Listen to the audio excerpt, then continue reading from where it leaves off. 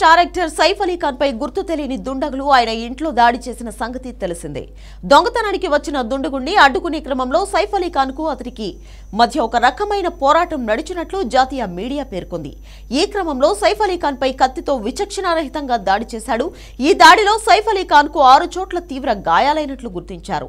ప్రస్తుతం ఆయన లీలావతి ఆసుపత్రిలో చికిత్స తీసుకుంటున్నారు.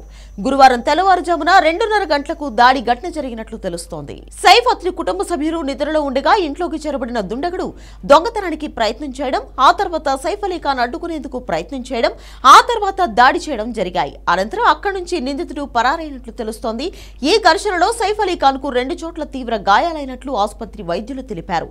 ఈ విషయంపై పోలీసులు కేసు నమోదు చేసి దర్యాప్తు కూడా మొదలుపెట్టారు. గత ఏడాది విడుదలైన దేవర సినిమాతో తెలుగులో పరిచయం అయ్యాడు సైఫ్ అలీ ఖాన్. ఆ సినిమాలో ఈ స్టార్ యాక్టర్ నటనకు మంచి మార్కులే పడ్డాయి. బైరా అనే పాత్రలో సైఫ్ నటించాడు. ఇక సైఫ్ అలీ ఖాన్ పై దాడి విషయం తెలుసుకున్న జూనియర్ ఎన్టీఆర్ దీనిపై రియాక్ట్ అయ్యాడు. ఈ మేరకు ఒక ట్వీట్ చేశాడు. ఈ దాడి చాలా బాధాకరమని, ఆ విషయం తెలిసి షాక్ అయ్యానని పోస్ట్ చేశాడు. ఆయన త్వరగా కోలుకోవాలని, ఆరోగ్యంగా తిరిగి ఇంటికి రావాలని కోరుకుంటున్నా అంటూ ట్వీట్ లో పేర్కొన్నాడు. అయితే సైఫ్ అలీ ఖాన్ పై దాడి జరగడం వెనుక ఎవరిదైనా కుట్రకోణం ఉందా అనే దానిపై కూడా చర్చ జరుగుతోంది. అతని ఇంటి వద్ద భారీ భద్రత ఉంటుంది. అలాంటిది దుండగడు అంత తేలిగ్గా ఇంట్లోకి కత్తితో ఎలా అడుగు పెట్టాడు అనేది ఇప్పుడు ప్రధాన ప్రశ్న.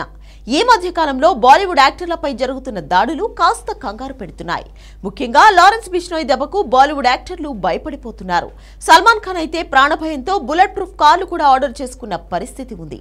ఇలాంటి టైంలో సైఫ్ అలీ ఖాన్ పై జరిగిన దాడి సంచలనం రేపుతోంది. అసలు ఇంట్లోకి ఏ విధంగా చొరబడ్డాడు అనే దానిపై పోలీసులు ఆరా తీస్తున్నారు.